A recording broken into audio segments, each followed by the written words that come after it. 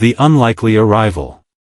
The courtroom felt like a space suspended in time, where nothing ever changed. The heavy wooden doors loomed at the front, like the threshold between what was considered law and what was merely human weakness.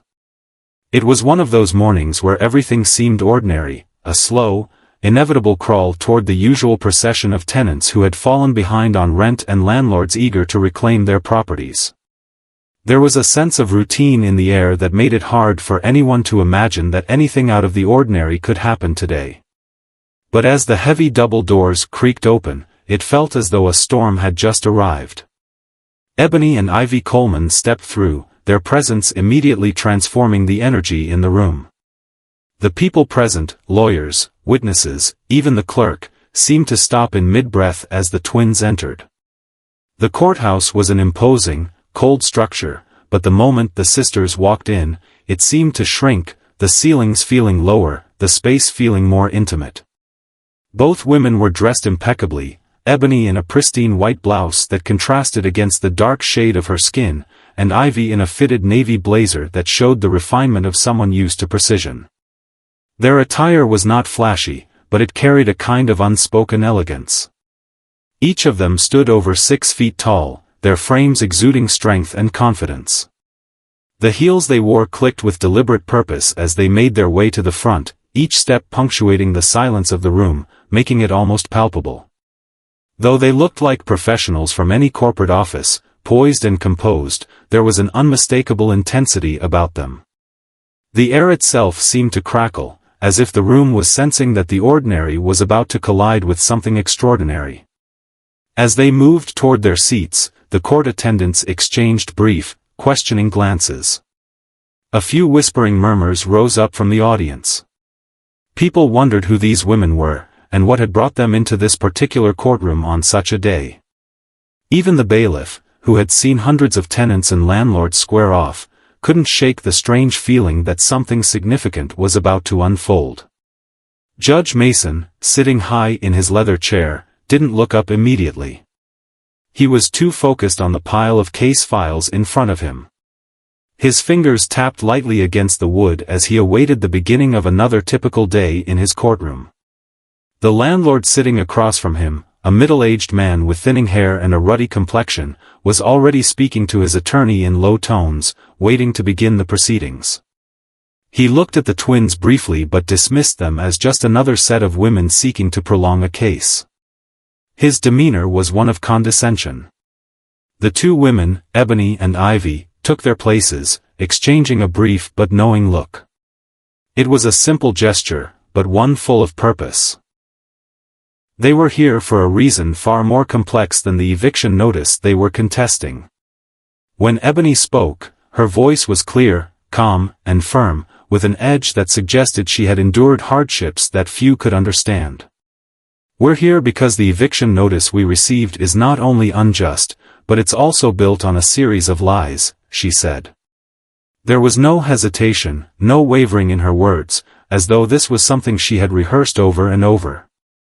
The judge, still not fully acknowledging them, glanced down at the file in front of him. Judge Mason, his tone dripping with mockery, finally turned his attention toward them. "And you are, what, some kind of tenant activists?" he asked, not hiding the disdain in his voice. He had dealt with hundreds of cases like this, tenants with lofty ideas of justice, often expecting their grievances to be met with sympathy. He had no patience for such nonsense. Ivy, standing just beside her sister, took a small step forward, her voice cutting through the room like a sharp knife. "We're here as tenants, Your Honor, not activists. We're simply asking for fair treatment. And if you think that we are some typical tenants, here to beg for mercy, I suggest you think again." The smugness that had played across the judge's face since the beginning began to waver. For the first time, his eyes flickered up from the file. The intensity of the women's words, the authority in their tone, struck him. It was a subtle shift, but enough to make the atmosphere in the room feel heavier, more significant. The silence that followed their words was thick. No one dared to break it. The judge, however, recovered quickly, leaning back in his chair with a sense of detached superiority. Let me guess, Judge Mason began with a mocking smile, you've been wronged by a landlord who doesn't care about you, and now you think you're going to get a David versus Goliath moment here today? His voice was tinged with amusement, as if he was looking forward to the drama of yet another underdog tale. The landlord, sitting comfortably with his arms crossed, smiled at the judge's words. He clearly expected a quick victory. But Ebony's eyes narrowed slightly. She wasn't there for dramatics. She wasn't there to seek pity. She was there to prove that the power in the room could be shifted, and she knew how to make that happen. You could say that, Ebony replied, her voice cool, but this is no simple case. And we are no ordinary women. Judge Mason chuckled at that. Is that so? I suppose you have a big story to tell. I'm all ears. The mocking tone was still present, but it was beginning to lose its edge. It wasn't that the judge had become genuinely interested. It was that the presence of these two women was beginning to chip away at his smug confidence. He still thought he could control the room, but he was starting to sense a shift, a subtle undercurrent he couldn't yet explain. Ivy, her gaze unwavering, smiled ever so slightly. We don't need to tell you our story, Judge. We simply need you to see us for who we are and what we represent. We're not here to beg. We're here to stand our ground. The judge's brow furrowed at that. Stand your ground? I don't think you understand how this works. I am the one who decides what happens here. Not you. Ebony's lips tightened. Then perhaps it's time you learned what happens when people stop accepting things as they are. The landlord shuffled uncomfortably in his seat, sensing the change in the atmosphere. This wasn't going as he had planned. There was something in the way the twins spoke, something beyond their appearance and confidence, that made him feel as though they were not only challenging the court but challenging the very foundation of the world he thought he controlled. Judge Mason, for the first time, leaned forward in his chair, his fingers steepled in front of his mouth as he observed the women more closely. He still didn't know what he was dealing with, but something about them was starting to unsettle him. What makes you think you have the right to stand in front of me and question my authority? He asked, though there was a subtle tremor in his voice. It was barely perceptible, but Ebony and Ivy noticed it immediately. This wasn't just about an eviction case anymore. The stakes had shifted, and the judge was starting to feel it. Ivy stepped forward. Because, Your Honor, we've been trained to handle situations like this. You think you hold all the power here, but you don't know who we really are. The statement hung in the air, heavy with unspoken meaning. The judge raised an eyebrow, his smirk faltering. And who exactly are you? Ebony locked eyes with him, her voice steady and clear. We're two women who've seen the worst the world has to offer, and we're still standing. We're not just some women you can dismiss, Your Honor. We are elite, and we've been trained to deal with far worse than this courtroom. For a moment, everything stopped. The weight of her words sank into the courtroom like a stone dropped into still water. Judge Mason, the landlord, and everyone in the room paused, uncertain of how to proceed. There was an unfamiliar tension in the air now, one that neither the judge nor the landlord could dismiss. The twins weren't just defending their rights as tenants. They weren't just two women caught in a legal battle. They were here to flip the script, to remind everyone in this room that power didn't always lie in the hands of those who held the most money, the most influence, or the most experience in the courtroom. Ebony and Ivy Coleman weren't here to be judged. They were here to show the world that there were forces far more powerful than anyone could see at first glance. Forces that could change everything with a single, quiet statement. The room waited, collectively holding its breath, unsure of what would happen next. But everyone knew one thing for sure, this was no ordinary case. And nothing about this trial would ever be the same again. Behind the uniforms. The room remained frozen, a strange tension hanging in the air. Judge Mason's sharp gaze flickered from Ebony to Ivy, but his mind was still processing their words. The casual authority with which the women had spoken was enough to unnerve him.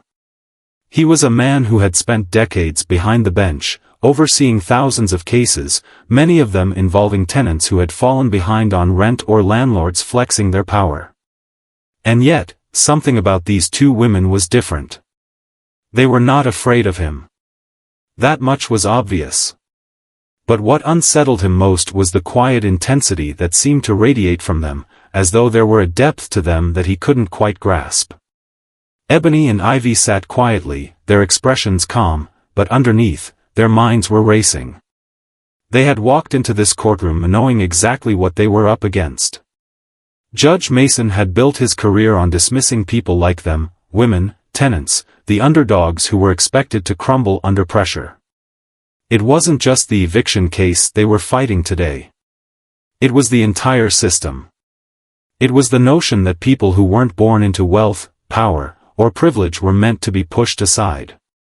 It was about challenging the status quo, challenging the idea that the courts were just another battleground for the rich and powerful to win at the expense of the ordinary citizen. But what Mason didn't know, and what the landlord certainly didn't know, was that Ebony and Ivy weren't ordinary. Not by any stretch of the imagination. They had lived through things far more difficult than this courtroom drama. They had been forged in environments that demanded far more from them than any legal battle ever could. They had earned their resilience the hard way. And they weren't about to let some judge with a false sense of superiority dictate their fate. As they waited for Judge Mason to recover from his initial surprise, Ebony's thoughts drifted back to the beginning, back to the early days when they had enlisted, when they had first decided to join the military. The path they had chosen was not one for the faint-hearted. It was one that demanded sacrifice, discipline, and an unshakable will to survive. But they had done more than survive. They had thrived. Ebony and Ivy had grown up in a rough neighborhood, one where violence, poverty, and crime were as commonplace as the air they breathed. Their mother, a single parent, had done her best to raise them right. She had instilled in them the value of education, the importance of hard work, and the belief that no one, no matter where they came from, should ever accept being treated as less than. But it wasn't enough. The world around them had other plans. They had both been exceptional students in school, despite the challenges they faced at home. They had always excelled in everything they did, from sports to academics. But it wasn't until they reached high school that they realized their true calling. When a recruiter came to their school, offering them the opportunity to join the military, something clicked for both of them. It wasn't just about the chance to escape their circumstances. It was about proving something to themselves, and to the world. They enlisted together, signing up for one of the most grueling and specialized programs in the U.S. Army. From the moment they arrived at boot camp, they knew their lives would never be the same. The training was brutal. The physical demands were unimaginable. There were moments when they questioned whether they could continue, but neither of them ever gave up. They pushed each other, relying on the bond they shared as sisters to get through the most difficult moments. During their time in the Army, they had faced experiences most people would never even be able to comprehend. They had undergone missions in hostile territories, participated in covert operations where success meant survival, and learned combat techniques that went far beyond the typical soldier's training. They had been trained to adapt, to think quickly, to be resourceful, and most importantly, to never show fear. Their physical endurance was second to none. They had been put through exercises that pushed their bodies to the breaking point, and yet they emerged from each trial stronger, more capable, and more determined than before. But it wasn't just the physical and mental training that had shaped them. The Army had given them a unique perspective on life. They learned that power wasn't always about brute force. It was about control, control over one's emotions, control over one's environment, and control over the situation at hand. And that was what they carried with them today. Control. Confidence. And a sense of purpose. As Ebony and Ivy sat in the courtroom now, they weren't just two women trying to fight for their rights as tenants. They were seasoned veterans who had been through life-and-death situations. They had seen the worst humanity had to offer and had survived it. They knew how to read a room, how to make people feel uneasy without uttering a word. They were experts in psychological warfare, in understanding what made their opponents tick and using that knowledge to their advantage. Ivy's mind wandered as she thought back to some of the most intense missions they had undertaken together. They had worked in environments where danger was a constant companion. The smell of dust and sweat would forever be ingrained in their memories, as would the sounds of distant gunfire and the tension of moving in and out of hostile territories. Their training had prepared them to handle anything. Whether it was the physical strain of carrying heavy gear for miles on end or the mental exhaustion of being in high-stakes situations where one wrong move could mean the difference between life and death. But perhaps the most significant lesson they had learned was this: never underestimate your opponent. And that was exactly what Judge Mason had done. As the judge continued to fumble with his papers, Ebony's thoughts shifted back to the courtroom. The smirk on the landlord's face had faded, replaced by a nervous glance toward the judge. He hadn't expected this. None of them had. They thought they could intimidate these women, bully them into submission like they had done with countless others. But now the power dynamics had shifted, and they were the ones who were on the defensive.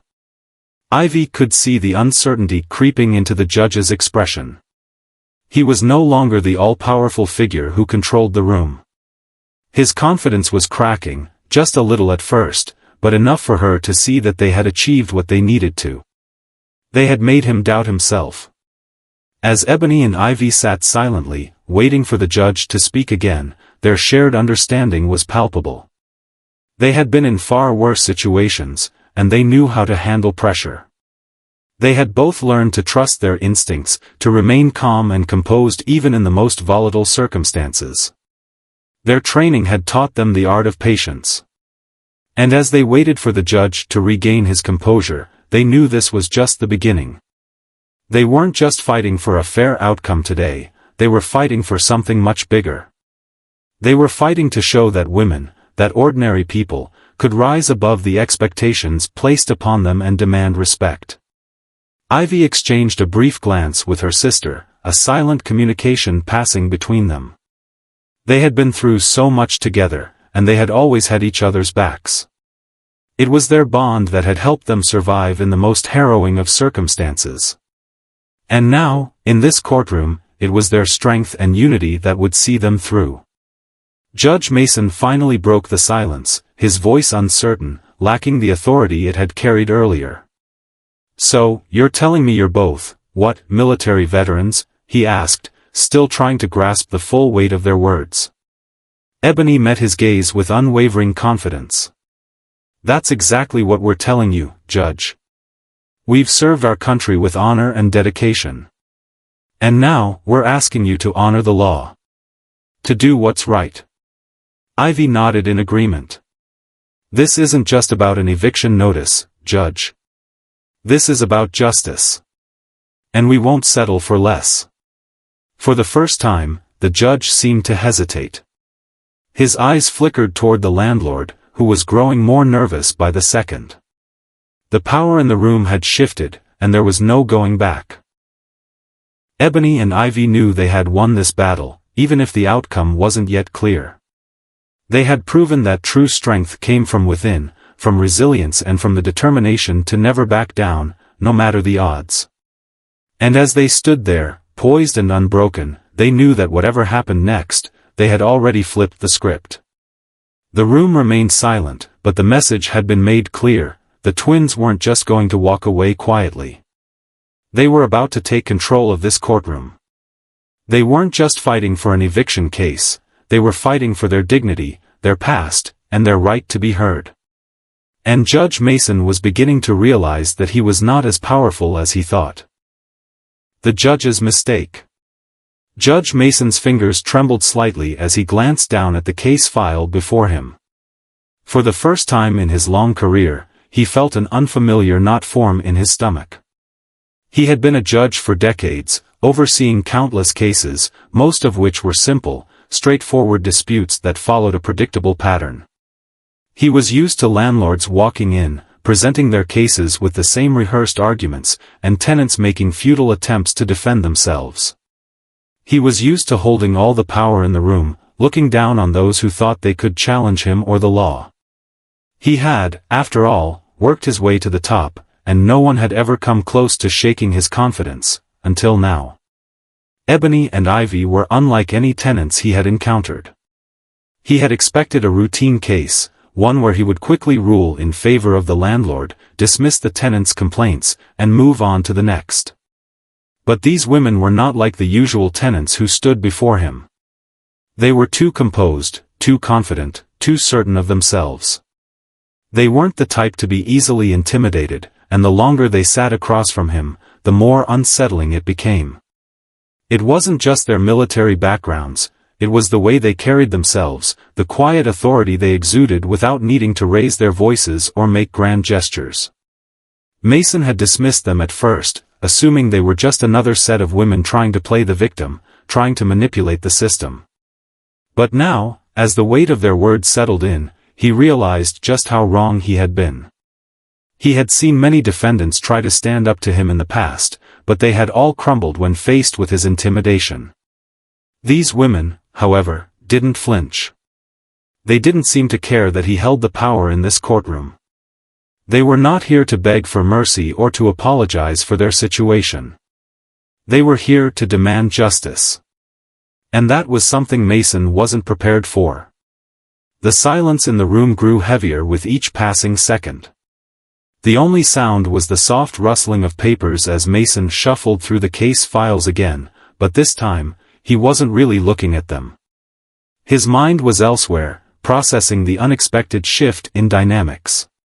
His usual sharp confidence, honed through years of experience, was slowly giving way to doubt. He had never been challenged like this before, not with such calm, deliberate confidence. The very foundation of his authority seemed to be under threat, and he didn't know how to respond. "I see," Mason finally said, his voice not as firm as before. He tried to regain some semblance of control, but the doubt was evident. "So, you're both military veterans, and you think that qualifies you to have a say in my courtroom?" Ebony didn't flinch. Her gaze was steady, unwavering. "We don't think it qualifies us, Judge.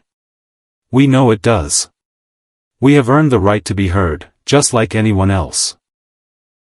And more importantly, we've earned the right to demand fair treatment."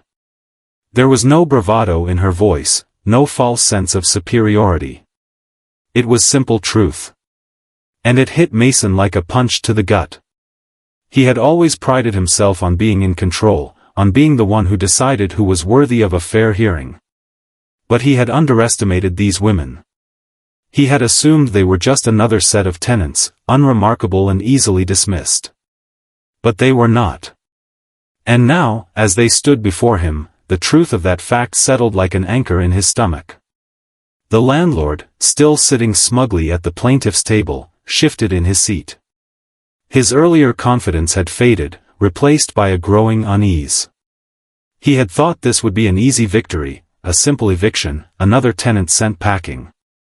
But now, as the courtroom atmosphere grew more charged, he realized that he had made a serious mistake. These women were not to be underestimated. And if they were telling the truth about their military backgrounds, they had skills and experiences that could prove to be far more dangerous than anything he had ever encountered in a courtroom. Mason glanced at the landlord briefly, but the landlord avoided his gaze, looking down at his hands as though he were suddenly unsure of himself. The smugness was gone, replaced by a hint of nervousness. For the first time, the landlord seemed to realize that he wasn't in control here, that the women were not going to back down. And there was a faint but undeniable sense of fear beginning to creep into his posture. It was subtle, but it was there. Ebony and Ivy were playing the long game. They had known from the beginning that this wasn't going to be an easy fight. They had known that they would have to challenge the assumptions of everyone in this room, not just the judge and the landlord, but everyone who believed they were just two women with a simple complaint. But they weren't just complaining, they were demanding change. And they had a plan. "I think it's time we made something clear, Judge," Ivy said, her voice calm but filled with an edge of quiet authority. "You don't have the power here that you think you do. You might think you can rule over us just because you're sitting behind that bench, but we've dealt with far worse in our lives. You can either do the right thing now, or we'll make sure the truth comes to light in ways you won't expect." Mason's brow furrowed at her words, but he didn't respond immediately. He wasn't sure what she meant, but there was an undeniable intensity in her voice that made him feel uneasy. It was as though she was hinting at something far bigger than this case, something he couldn't quite grasp. For a moment, the courtroom seemed to hold its breath. The judge's mind raced. He had ruled on countless cases over the years, but none of them had made him feel like this, unsettled, unsure, and vulnerable. It was as if these women were not just challenging him in the context of this one case, but questioning the very foundations of his authority. They were showing him that his position of power wasn't as unshakable as he had always believed. And that was exactly what they had planned all along. Ivy exchanged a brief glance with her sister, a silent communication passing between them. They didn't need to speak out loud, they knew exactly what needed to be done. They had been trained to think strategically, to see the bigger picture. This courtroom wasn't just a place for legal battles, it was a stage. And they were here to perform. Ebony spoke again, this time in a tone that was softer but no less firm. "We are not just fighting for this eviction case, Judge. We are fighting for our dignity, our rights, and the right of every person who has ever been overlooked or dismissed by the system. If you want to be a part of making things right, you'll do what's just. If not, well, you'll learn that there are consequences for taking the power you have for granted." Mason felt a chill run down his spine. He couldn't put his finger on it, but something about their words, something about the way they said them, made him realize that he was out of his depth. He had seen countless cases where people tried to manipulate the system, tried to turn the tables in their favor. But these women were not playing by the same rules. They were operating on a different level entirely. He had thought he was in control, that he could dismiss them as just another set of tenants. But now, as he looked at them, he realized that they were not who they seemed to be. They were far more than just two women with a grievance. They were soldiers, trained to fight not with weapons, but with words. And they had just made him question everything he had ever believed about his power in this courtroom. Judge Mason swallowed hard, his throat dry. I will consider your arguments," he said, his voice betraying a hint of uncertainty. He was stalling, trying to regain control over the situation. But the truth was, he had no idea how to handle this. Ebony and Ivy exchanged a brief, almost imperceptible smile. The power had shifted, again. And this time, it was clear who was in charge. They weren't here to play by the judge's rules. They were here to change the game. As Mason took a moment to compose himself, the weight of the situation settled in. He wasn't just deciding a case about an eviction anymore. He was standing at the crossroads of something much larger. And whether he was ready or not, he was about to find out just how far these women were willing to go to make things right. The revelation. The atmosphere in the courtroom had shifted drastically. The previously confident landlord, who had been sitting comfortably with his arms crossed, was now fidgeting in his seat. His posture had collapsed into a tense, defensive slouch, and his eyes darted nervously from the judge to the twins. The air seemed to hum with anticipation as if the courtroom itself was holding its breath. Even the bailiff, who had witnessed hundreds of similar cases, seemed to stand just a little straighter, sensing the change in energy. Judge Mason, still seated at his bench, was visibly struggling to regain control of the proceedings. His fingers drummed lightly against the wood of his desk as he stared down at the case file in front of him, though his mind was far from the words on the pages. His gaze occasionally flickered to Ebony and Ivy, but he couldn't quite meet their eyes. It was as if, in their silence, they had somehow turned the tables on him. They were no longer just tenants pleading their case, they had become something else entirely, something he couldn't easily dismiss. As Mason gathered his thoughts, Ebony and Ivy exchanged a glance. There was no need for words between them. They had been through far worse than this courtroom drama, and they knew exactly how to handle this moment. They were veterans, survivors of environments that would have broken most people. They had been through wars, through missions where the stakes were life or death. The quiet of the courtroom, the calculated deliberation of the judge, it felt like a far cry from the dangers they had faced. But this moment, this battle, would still require the same unflinching resolve. Ebony leaned forward, breaking the silence that had settled over the room. Her voice was steady, calm, but beneath it was a power that could not be ignored. "You seem to think that your authority here, Judge, is absolute," she began. Her words rang out like a challenge. "But what you don't understand is that there are people who have been trained to operate outside of the systems that you control. People who have learned how to navigate through chaos and uncertainty, who have learned to survive where others have failed. And we are among them." The words hung in the air, their weight settling in the courtroom like an undeniable truth. For a moment, the judge's gaze wavered, and the confident facade he had held for so long began to crumble. He had seen military personnel in his courtroom before, but he had never encountered anyone like these two. He had dismissed them as just another pair of tenants, standing before him with their grievances. But now, he could see the cracks in his own authority. These women were not just tenants, they were formidable, battle-hardened soldiers who had seen things he couldn't even begin to imagine. Ivy's voice cut through the air next, each word deliberate, each sentence landing with calculated precision. "We didn't just survive in the army. We thrived in the most dangerous environments possible. The kinds of situations you've only heard about on the news, or read about in history books. But we didn't just learn how to fight. We learned how to think, how to plan, how to make sure we were always one step ahead. And that's what we're doing right now. We're thinking 3 steps ahead of you, Judge." Her words were a statement, not a threat. They were facts, simple truths that painted a picture of lives lived on the edge, lives shaped by an understanding of conflict and survival that the judge could never grasp. The courtroom was silent, the weight of their words sinking into every person present. Judge Mason's eyes, which had once held an air of superiority, now seemed uncertain. He hadn't expected any of this. These women were not like the tenants he had ruled over for decades. They were not easily intimidated by his position. And in that moment, he realized that his control over the room had been a mere illusion. For the first time, Mason found himself questioning the assumptions he had made about the people who came before him in his courtroom. He had been so certain that he was the one in charge, that his gavel was the final word. But here, in front of him, sat 2 women who had learned to navigate life on their own terms. They had learned how to survive when others had failed. And now, they were asking for something simple, something that, to most people, would seem like a basic right.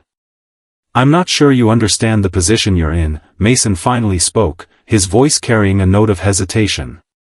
His usual arrogance had given way to something more vulnerable, something that resembled uncertainty. "You think you can challenge me here? You think you can make demands, disrupt the way things are done?" Ebony did not flinch. She stood her ground, her posture unwavering. "We don't think, Judge. We know. You might have the law on your side, but that doesn't make you right. The law isn't always just. And sometimes, the system you rely on isn't the one that will save you when it all comes crashing down." Mason's eyes narrowed, but the defiance in their words seemed to pierce through him, leaving him momentarily speechless. It wasn't just the power of their argument, it was the weight of their experience. These were not the kinds of people who simply accepted things as they were. These were people who had faced the harshest realities and had fought back, who had learned how to take control of their circumstances, no matter how dire. Ivy's voice remained calm, but there was a sharpness to it now. We've fought for our country, Judge. We've risked our lives for something bigger than any of this. And now, we're asking you to do your job. We're asking you to uphold the law, not as an instrument of oppression, but as a tool for justice.